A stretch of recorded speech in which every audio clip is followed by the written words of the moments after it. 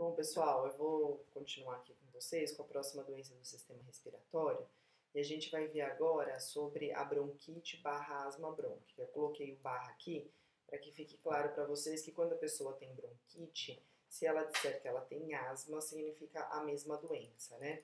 Há aí um ditado popular, um conceito popular de que bronquite é uma forma menos grave da doença, e quando a pessoa tem a asma é porque já é uma forma mais grave da doença. E, na verdade, é o mesmo nome para doenças iguais, é a mesma doença. Então, quando a pessoa tem, aliás, é o mesmo nome não, né? São nomes diferentes para a mesma doença. Se ela tem bronquite, ela tem asma brônquica. A asma, ela não é uma forma mais grave da bronquite, ela é a mesma coisa que a bronquite, tá? As duas se tratam, então, ó, de um processo inflamatório crônico de vias aéreas. Quando diz aqui que é crônico, significa que não tem cura, a pessoa terá asma ou bronquite para toda a vida. O que pode acontecer é que ela demore ou espace, né, por um longo período, as crises desta doença. Então, às vezes a pessoa acha que está curada da asma ou da bronquite porque não teve nunca mais nenhuma crise. E, na verdade, ela não teve crise porque talvez ela não tenha mais exposição às causas que fazem essa doença se tornar uma doença aí com sintomas no momento. Então, ela sempre vai ter, pode ser que ela não tenha mais crise e aí ela acha que ela está curada, tá? Mas o que é? Então, é uma doença inflamatória, resultado da hiperatividade da via aérea, causando edema e produção de muco, né? A inflamação ela é difusa e leve, e episódios recorrentes dos sintomas podem aparecer. Então, quando a pessoa tem uma crise, é esse nome mesmo que a gente dá. Ela tem uma crise, não significa que ela vai passar por um longo período apresentando os sintomas, né? Com os sintomas da doença. Ela vai ter por um determinado período, isso daí depois melhora porque o processo inflamatório cessa, e aí se cessar o processo inflamatório, a pessoa não apresenta os sintomas, tá? As causas mais comuns são alergias, e aí tanto alergia medicamentosa pode levar, quanto exposição a irritantes aéreos ou alergênicos, tá? Então aqui entra pelo de gato, não só de gato, né? Pelo de animal, pó, mofo, que mais que pode levar a pessoa a ter uma crise? Cheiros, né? Odores fortes, então às vezes o cheiro de tinta em ambiente de casa pode levar a pessoa a ter uma crise de asma, né? Ou bronquite. Às vezes o uso em excesso de perfume pode levar também, tanto da pessoa mesmo, quanto se ela estiver em algum local, né? Que tem alguém que está usando perfume muito forte.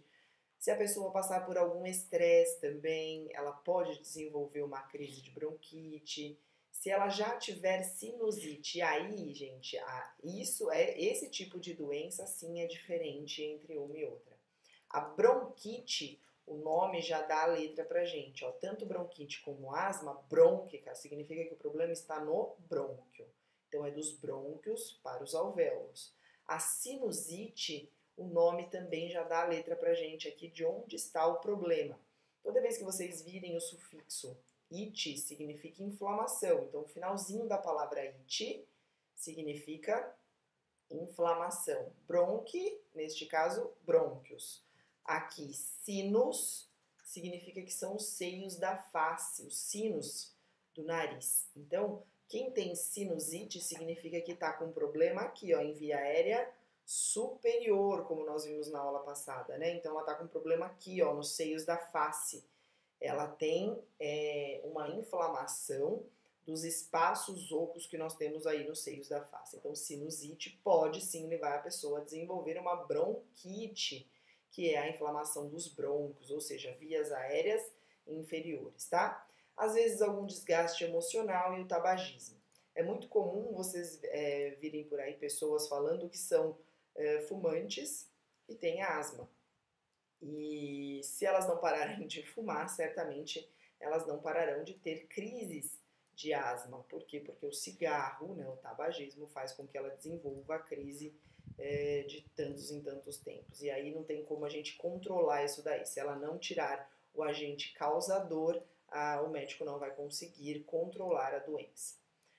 Como que essa doença se manifesta? Através de tosse, o tórax fica rígido e o pulmão ele provoca alguns barulhinhos, alguns sons específicos. Aqui no caso a gente está vendo sibilos. O que é isso? Hoje em dia o técnico de enfermagem ele não faz mais a ausculta pulmonar do paciente, né? Essa é uma atividade direcionada ao médico ou ao enfermeiro. Mas nada impede que vocês consigam treinar essa prática na unidade, que basta ter o estetoscópio que vocês têm e colocar ali na região do tórax do paciente para ouvir os sons pulmonares dele. Esse sibilo é justamente um dos tipos de som pulmonar que se assemelha a um assovio bem baixinho, porque significa que o espaço onde o ar está passando está estreito. Então, por isso que um ar passando em um local estreito faz um barulho, como se fosse um assovio. Imita mesmo um assovio quando a gente faz com a boca, que tem que fazer o biquinho para o ar passar em um local estreito, tá? A pessoa vai apresentar também a dispneia, que é a dificuldade de respirar, cianose, que nós vimos na aula passada, cianose de extremidades, pode ter taquicardia, pode ter sudorese, ansiedade e agitação, que eu também mencionei na aula passada, que está relacionada à dificuldade, né, de inspiração. Então, uma pessoa que tem dificuldade respiratória, certamente ela fica ansiosa e agitada. O tratamento sempre vai ser medicamentoso, dificilmente um paciente em crise não vai precisar tomar remédio. Isso porque se a inflamação persiste, o paciente pode entrar em um caso grave de dispneia e isso pode levá-lo à morte, né? Antes da morte, lógico, né, tem a parada respiratória e isso é muito prejudicial para a condição clínica do paciente. Então, em muitos casos, há necessidade de receber um medicamento. E aí pode ser alguns tipos de medicamentos, tá? O mais comum são os broncodilatadores. Isso porque o nome já está dizendo que ele vai fazer aqui, ó. Ele vai dilatar, né, dilatadores, ele vai aumentar de tamanho os brônquios, e aí aumentando de tamanho os brônquios, ele facilita a passagem do ar e a pessoa melhora do quadro de dispneia, né, porque o ar agora começa a passar. É claro que se a causa for alérgica, concomitante a um broncodilatador, o médico vai passar um antialérgico também, porque daí ele tira a causa, a pessoa para de ter a crise, né. Na maioria das vezes é necessário um aporte de oxigênio, então tratamento com oxigenoterapia ou inaloterapia, que aqui é aquela inalação, aquele frasquinho de inalação que é possível a gente colocar medicamento também por aquela via. Vocês devem ter aprendido lá em farmacologia que os medicamentos mais comuns para o sistema respiratório é o Berotec e o Atrovent, que existe aí uma confusão entre o pessoal da enfermagem, se fizer a quantidade de um no outro, o paciente pode ter até uma parada cardíaca. Então, justamente são esses medicamentos que são feitos aqui para crise de bronquite ou asma brônquica, tá?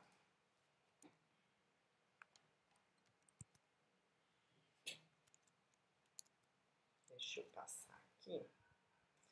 Bom, então quais são os cuidados de enfermagem que a gente tem que ter quando a gente tem um paciente nessas condições? Vai ter que manter em repouso, porque o repouso favorece, né, que ele troque menos inspirações e expirações, então ele diminui a frequência respiratória dele, isso para ele é mais confortável. O ambiente precisa estar arejado e limpo, porque se a causa for alérgica, se o ambiente estiver com poeira, né, isso pode piorar. A gente tem que incentivar a ingestão de líquidos, porque o líquido vai favorecer a questão do volume sanguíneo desse paciente e facilita, melhora, né, o quadro de inflamação. A gente mantém um ambiente calmo e tranquilo, porque ele já vai estar agitado. A gente verifica e anota a temperatura corporal. Toda inflamação pode gerar uma infecção.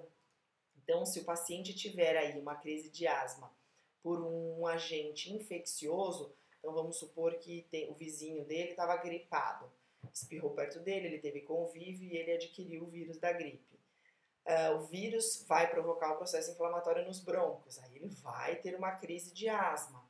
só que concomitante à crise de asma, ele também estará infectado pelo vírus da gripe. Então, ele pode fazer, além da inflamação do brônquio, uma infecção.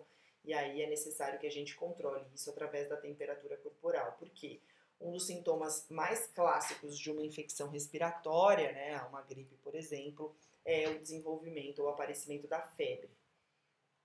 A gente incentiva o paciente a evitar o fumo, principalmente se ele estiver conosco lá na clínica médica, porque a gente sabe que não é permitido que o paciente utilize cigarro dentro do hospital, mas vocês verão que terá artimanhas que o paciente usa para conseguir fumar, porque controlar o vício é muito difícil. Então, às vezes, ele vai sair, ele vai fumar na escada, ele vai fumar no banheiro, ele vai fumar onde ele encontrar oportunidade. Então, a gente orienta e incentiva, né, a evitar o fumo. A gente também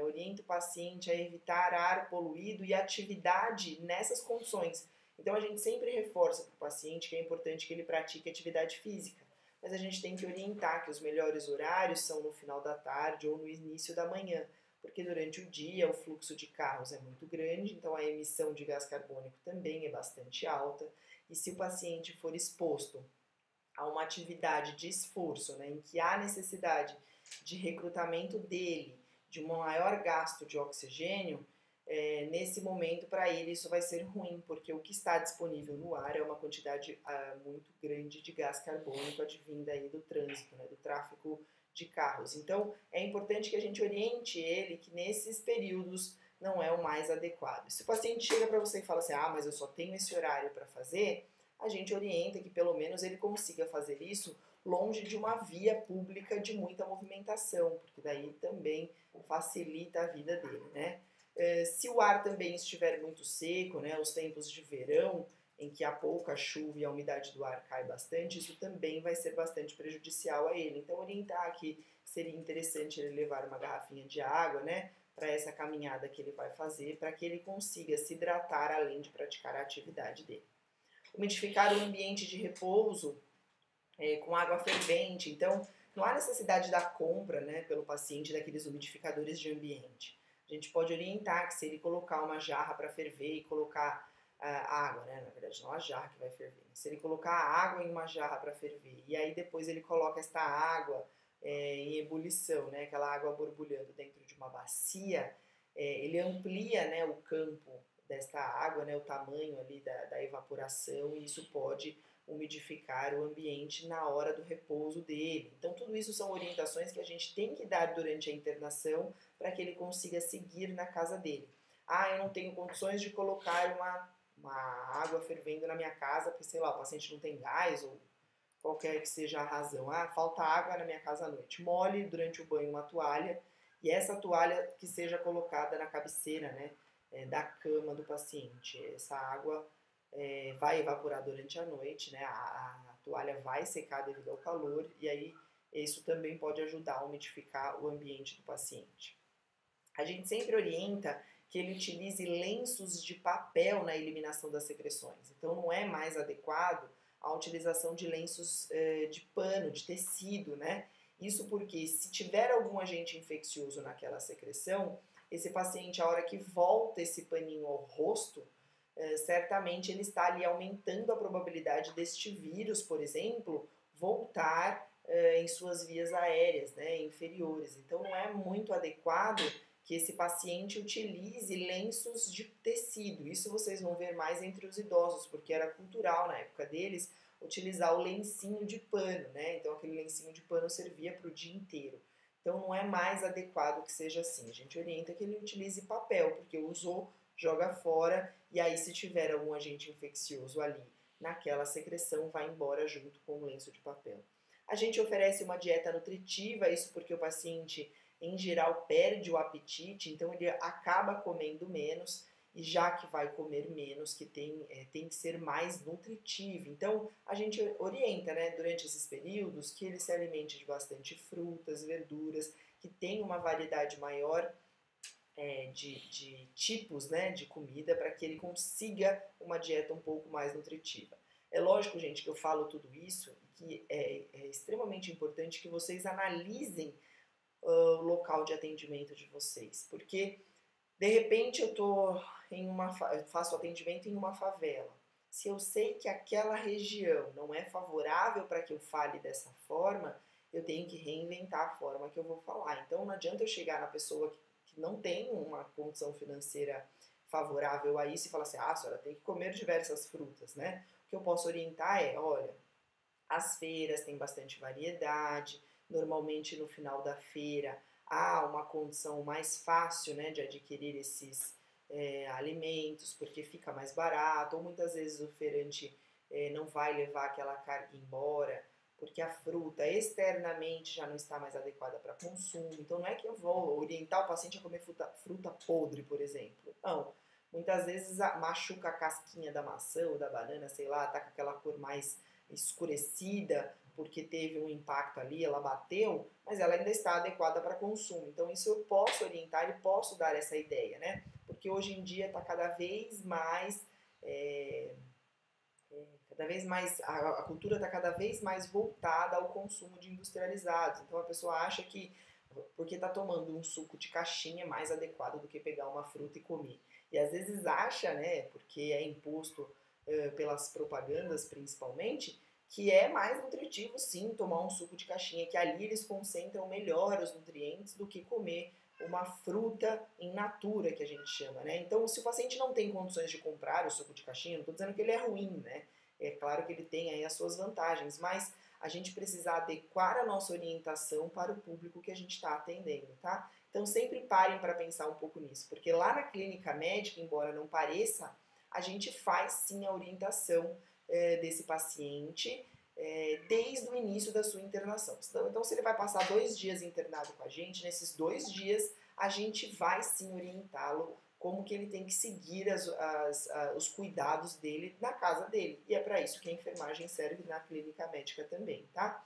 E, eventualmente, a gente administra a oxigenoterapia conforme a prescrição médica. Então, se o paciente apresenta uma saturação de O2 sanguíneo baixa, e aí eu relembro nesse vídeo que eu falei, vídeo passado, valores naquele aparelhinho que coloca no dedo, abaixo de 92, já significa que o paciente está com uma demanda de oxigênio baixa no sangue. Então, o médico certamente vai prescrever a oxigenoterapia.